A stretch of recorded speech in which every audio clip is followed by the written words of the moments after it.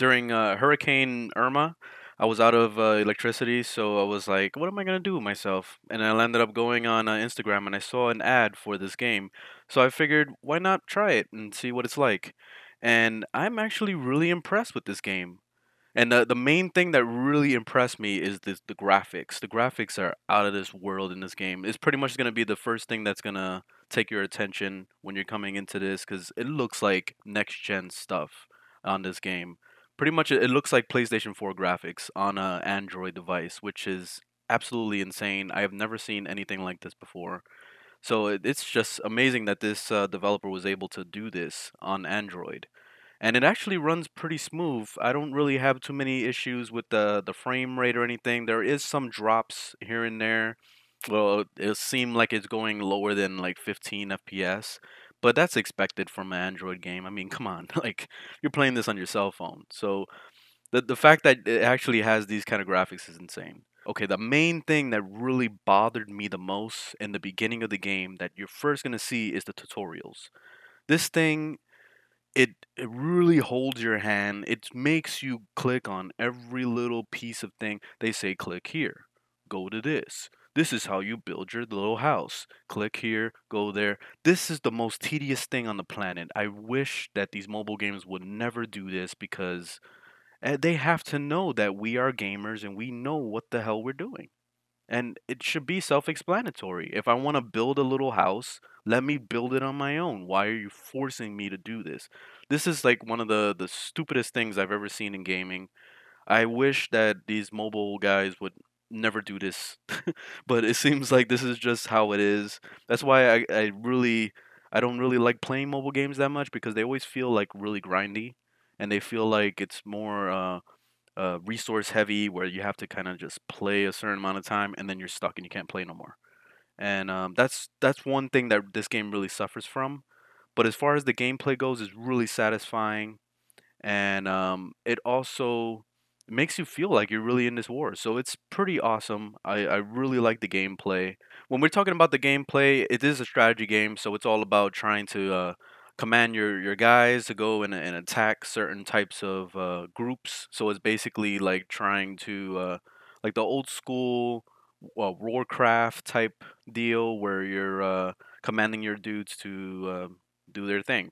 There's a lot of problems with the gameplay with this because your dudes seem to not want to care about anything you tell them to. Sometimes you would tell them to go running in a certain direction and they will forget what the hell they were doing. Like they'll go, "Oh, right, I was supposed to attack this guy. Oh no, you know what? I want to go this way." And they kind of just do whatever the hell they want sometimes. And that's what really bothers me about the way you command your guys because it seems like they kind of just do whatever they want sometimes. Like once they're done killing their target, they don't know what else to do, so they just kind of randomly run around. So you really have to try and figure out like where everybody's going, especially when you have a big group of army men that you're controlling. It makes it hell of a lot more difficult as you get more and more army men. So that's the biggest problem with the gameplay that I've seen, but it's still really satisfying. Like every time you go into a battle, you can see like the damage that it takes. The sound effects are really nice, so it feels like you're really smashing into those other groups of mobs and everything. So it feels like you're actually in the war. So it's pretty awesome. When we're talking about the building, it's pretty basic in the way of like maybe Clash of the Clash of Titans, whatever the other game was called, Clash War Clash, whatever. You know what I'm talking about. The well, in that game, it's all about just kind of putting your little base down. You put your army, the barracks, then you put the resource management things like your fields for the corn, and then you got your fields for like mining, so you can get gold. Pretty much all this stuff is pretty self-explanatory. You put everything on the ground, you let it craft, and then you get your little base items. The biggest problem with this is that you have to wait a really long time. And I guess that's what normal Android mobile games do these days. Is like they try to keep that grind going as far as you trying to log in every single day to like get your the management of your things that you put to build. But it gets really tedious after a while, especially when you go up into the higher levels, because you're talking about 3 hour waits, 6 hour waits a day. Like it's ridiculous the amount of time you have to actually wait to be able to see your stuff grow and to actually play the game, which is another thing that's a problem because you're talking about having a certain amount of moves per day, and once you run out of moves, you're pretty much stuck and you can't play the game for at least like 2 or 3 hours until you get your stuff together, until you get more crystals, the portal crystals, so you can continue fighting. So those are the main things that kind of bother me is that this doesn't feel like a real video game where you can sit down and just play it as long as you want.